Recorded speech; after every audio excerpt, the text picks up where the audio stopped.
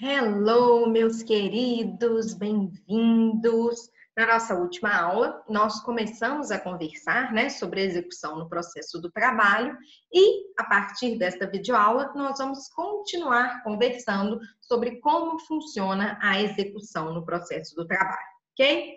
Se eu bem me recordo, nós paramos ali na parte da legitimidade, não é isso? Quando nós falamos na legitimidade, nós estamos nos perguntando em quem é parte legítima, tanto para figurar como exequente, como para figurar como executado. A legitimidade ativa, ela me responde quem é parte para configurar como exequente, sendo que o artigo 878, ele determina que a execução ela deverá ser promovida pelas partes, sendo permitida que a execução seja promovida de ofício pelo juiz ou pelo presidente do tribunal, apenas nos casos em que as partes estiverem sob o jus postulante, ou seja, não estiverem representadas por advogado, ok? Lembrando, gente, que quando se tratar de execução provisória, a execução deverá ser sempre requerida pelas partes. Quanto à legitimidade passiva, ou seja, quem pode figurar como executado, vale lembrar que a CLT ela não prevê a legitimidade passiva de forma específica ali dentre os seus artigos. Deste modo, nós vamos utilizar o artigo 4º da Lei 6.830 de 80 e o artigo 779 do novo CPC. Da junção desses dois artigos, nós chegamos à conclusão que poderá figurar como executado o devedor, que é aquele, que nós vamos ver mais à frente, que terá a responsabilidade patrimonial primária, o fiador, o espólio, a massa falida, o responsável, nos termos da lei, por dívidas tributárias ou não de pessoas físicas ou jurídicas de direito privado e os sucessores a qualquer título, ok? Gente, passando aí o slide de vocês, vamos discutir um pouquinho sobre a responsabilidade patrimonial. Ou seja, toda vez que nós falamos em execução, nós sabemos que a execução ela só pode ser fundada no patrimônio, não é isso? Ela só pode recair diante do patrimônio. Eu não tenho mais a execução pessoal de um débito. Então, toda vez que eu falo de execução, eu falo automaticamente de patrimônio. Vocês já estão cansados de saber que quem é responsável pelo pagamento de um débito, de uma obrigação, via de regra é aquele que o contrai, então o devedor. É por isso que a responsabilidade primária, ela recai sempre sobre o devedor. Porém, como vocês também sabem, pode ocorrer de outros sujeitos ficarem ali responsáveis pelo pagamento da dívida sem que eles sejam os próprios devedores. Isso, gente, é chamado de responsabilidade secundária. E a responsabilidade secundária acontece quando o responsável pelo pagamento é o sucessor trabalhista, o tomador de serviços na terceirização lícita, o sócio e aí por diante, tá? Na nossa videoaula de hoje, nós vamos analisar algumas legislações e algumas OJs e súmulas que tratam dessa responsabilidade subsidiária. Começando primeiro pelos artigos do Código de Processo Civil 789 e 790, que me diz o seguinte: o devedor responde com todos os seus bens, presentes e futuros, para o cumprimento de suas obrigações, salvo as restrições estabelecidas em lei. Ou seja, o devedor responde com todos os seus bens, aqueles que ele tem no momento da execução ou que ele virá a ter no futuro, salvo aqueles bens que são considerados absolutamente impenhoráveis. Gente, quais são esses bens? Aqueles que estão descritos no artigo 833 do Código de Processo Civil, tá? Os bens de família que estão previstos lá na Lei 8.009 de 90 e, como nós já conversamos, na nossa aula de Direito Material, as contas do FGTS dos trabalhadores, E isso está disposto lá no artigo 2º, parágrafo 2º da Lei 8.036 de novembro. Beleza? Esses três, os bens descritos no 833 do CPC, os bens de família e as contas do FGTS são considerados bens impenhoráveis, tá? Portanto, não podem ser objeto de execução, tá? Além disso, o 790, que está aí na tela para vocês, ele me traz quais são os bens sujeitos à execução, tá? Os bens de quem? E me fala que são sujeitos à execução os bens do sucessor a título singular, do sócio, do devedor, do cônjuge ou companheiro, alienados ou gravados com ônus real em fraude à execução, cuja alienação ou gravação com ônus real tenha sido anulada e do responsável nos casos de desconsideração de personalidade jurídica. Ok, meus amores? Gente, passando aí para o nosso próximo slide, como eu comentei com vocês, nós vamos analisar algumas OJs que tratam sobre a responsabilidade patrimonial no processo do trabalho. A primeira delas, gente, é a OJ 261 e ela me fala da sucessão trabalhista no caso de bancos, tá? Determinando que as obrigações trabalhistas, inclusive aquelas que foram contraídas à época em que os empregados trabalhavam para o banco sucedido, são de responsabilidade do sucessor, uma vez que a este foram transferidos os ativos, as agências, os direitos e deveres contratuais, caracterizando típica sucessão trabalhista. Essa OJ, ela está até em consonância com o artigo 448-A da CLT, que fala que, caracterizada a sucessão empresarial ou de empregadores, previstas nos artigos 10 e 448 desta consolidação, as obrigações trabalhistas, inclusive as contraídas à época em que os empregados trabalhavam para a empresa sucedida, são de responsabilidade do sucessor. Determinando o parágrafo único que a empresa sucedida ela só responderá solidariamente com a sucessora quando ficar comprovada ali fraude na transferência, tá? Lembrando, gente, mais para frente a gente vai voltar nisso, que o artigo 10A da CLT, ele também prevê a responsabilidade subsidiária do sócio retirante, tá? Relativamente ao período ali em que ele figurou na sociedade, tá? Então, gente, agora, né, conforme a CLT e a OJ, que apenas ratifica esse novo entendimento da CLT, fica determinado que a empresa sucessora, tá? Que é aquela empresa atual que comprou a empresa antiga, é a responsável pelos créditos trabalhistas. Independente se esses créditos trabalhistas são referentes, né, à época em que a empresa sucedida era quem mandava, ou se são créditos trabalhistas, tá? Atuais, beleza? Esse é um entendimento da CLT e do TST aí na OJ 261, beleza? Já a OJ 411, ela me fala também da sucessão trabalhista, mas quando eu tenho a aquisição de empresa pertencente a grupo econômico, olha lá, o sucessor ele não responde solidariamente por débitos trabalhistas de empresa não adquirida, integrante do mesmo grupo econômico da empresa sucedida, quando, à época, a empresa devedora direta era solvente ou idônea economicamente, ressalvada a hipótese de má-fé ou fraude na sucessão. Então, imaginem, gente, eu tenho o Grupo Globo, né? O Grupo Globo ele é um grupo econômico. Ele tem Globo News, Sport TV, Globo.com, canais Globo, tem jornais e etc. Imagina, gente, que eu decido adquirir apenas a empresa Sport TV, tá?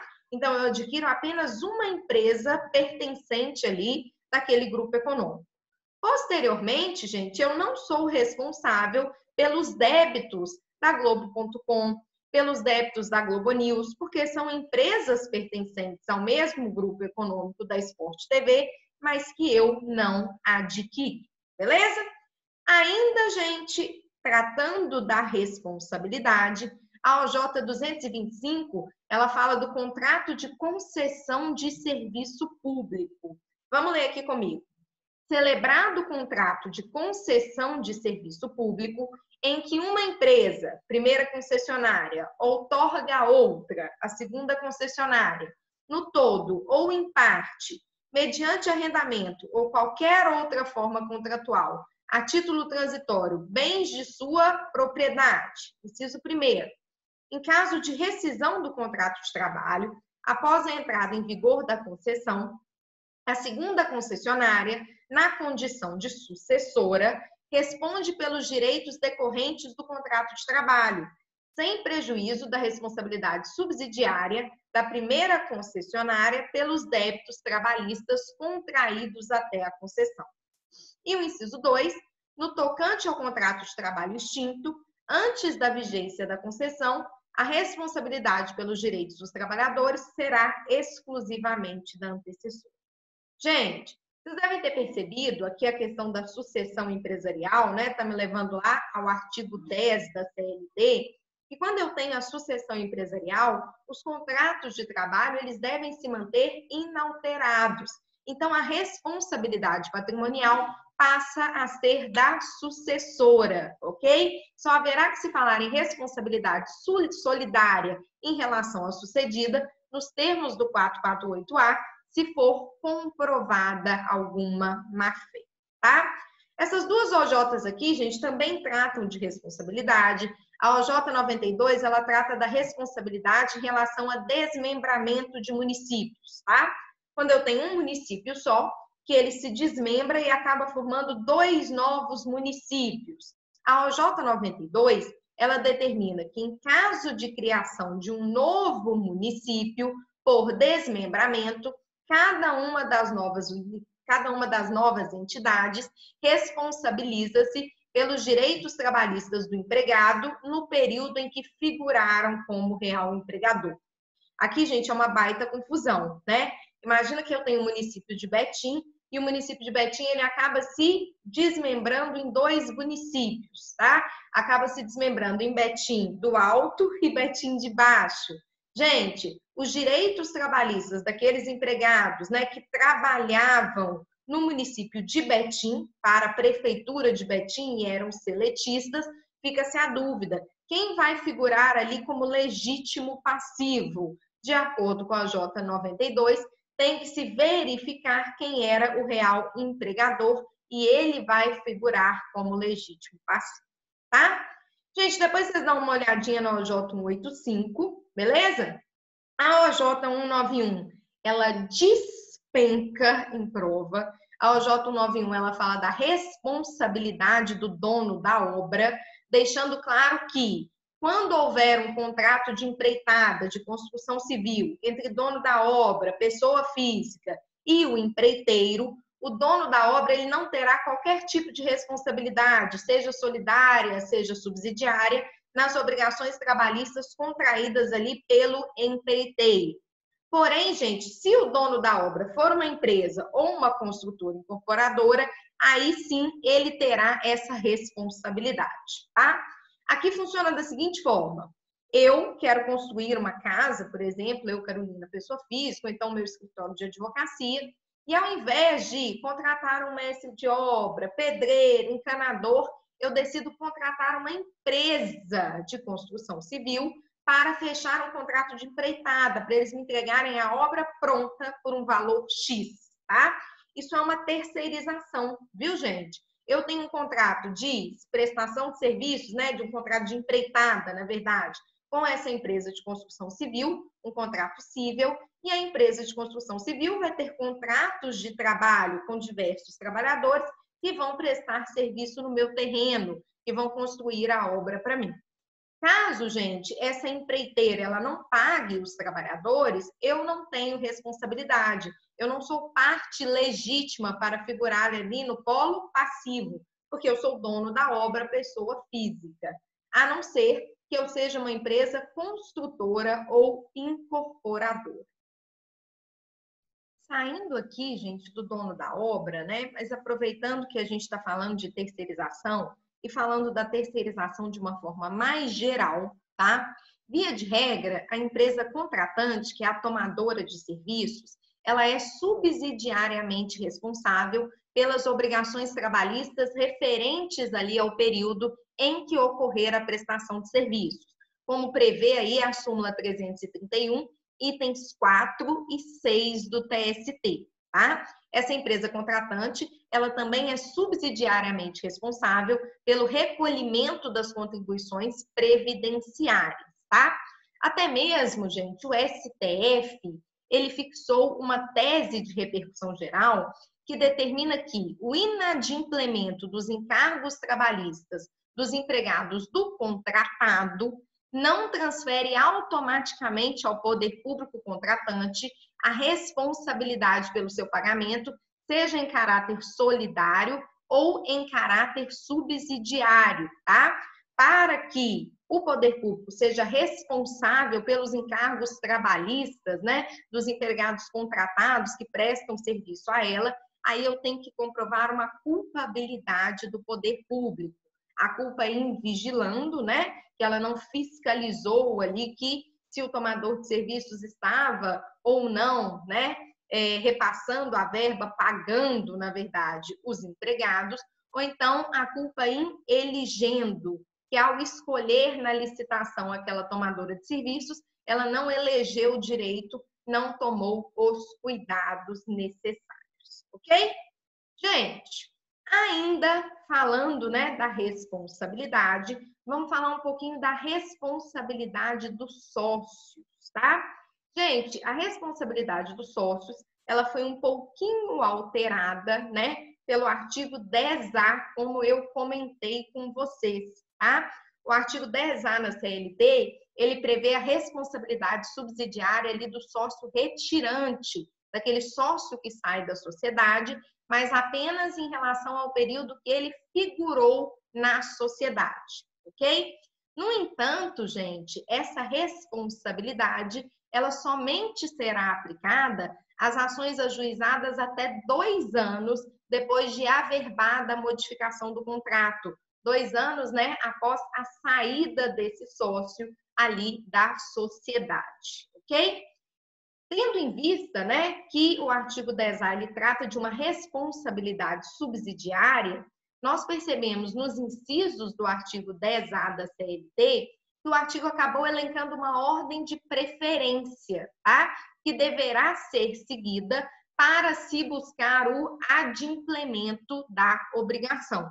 Primeiramente, gente, nos modos do artigo 10A, responde a empresa ou o devedor principal. Só se não for possível a satisfação do crédito em sua integralidade, que a responsabilidade vai recair sobre os atuais sócios. Então, o sócio retirante, ele só responde se for necessário completar o que a gente chama de cadeia de responsabilidades, tá? Ele não pode ser demandado se as hipóteses anteriores lograrem êxito. Então, se conseguir ali satisfazer integralmente, né, o crédito do exequente pela empresa ou pelo devedor principal e depois pelos sócios atuais, não há a necessidade, né, de buscar essa satisfação em face do sócio retirante, tá? A responsabilidade do sócio retirante, ela vai sofrer alteração apenas em uma hipótese. No caso em que ficar comprovado uma fraude ali na alteração societária, tá? Se ficar comprovado fraude na alteração societária, o sócio retirante passa a responder de forma solidária com os demais sócios, beleza? Então, gente, falando aqui dos sócios, né? Eu fiz esse adendozinho para a gente comentar sobre o sócio retirante, o artigo 10A. Além do sócio retirante, né, mesmo os sócios atuais, eles sempre vão possuir responsabilidade secundária, tá? Ou seja, o sócio ele só vai responder se o patrimônio, né, da pessoa jurídica não conseguir satisfazer de forma integral o exequente, tá? Aí surge a desconsideração da personalidade jurídica. No processo do trabalho, gente, especificamente, para que os bens do sócio, para que o sócio tenha responsabilidade patrimonial, basta a simples constatação de que a pessoa jurídica não possui bens suficientes para o pagamento da dívida, tá? Então, aqui no processo do trabalho, nós adotamos a responsabilidade objetiva. Basta constatar que com os bens da pessoa jurídica, do devedor principal, não foi possível satisfazer integralmente o exequente, e aí é possível, então, responsabilizar o patrimônio dos sócios. Primeiro o sócio atual, depois os sócios retirantes, tá? Porém, ocorrendo a desconsideração da personalidade jurídica, é óbvio que o sócio ele tem o direito de invocar o benefício de ordem.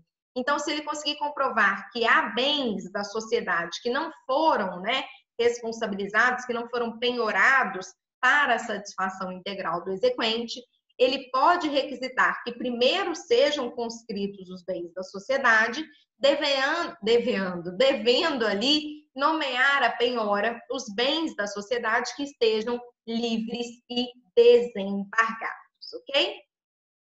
Com isso, gente, nós terminamos essa nossa mini videoaulazinha aí para falar sobre a legitimidade na execução, tanto a legitimidade ativa quanto a legitimidade passiva, tá?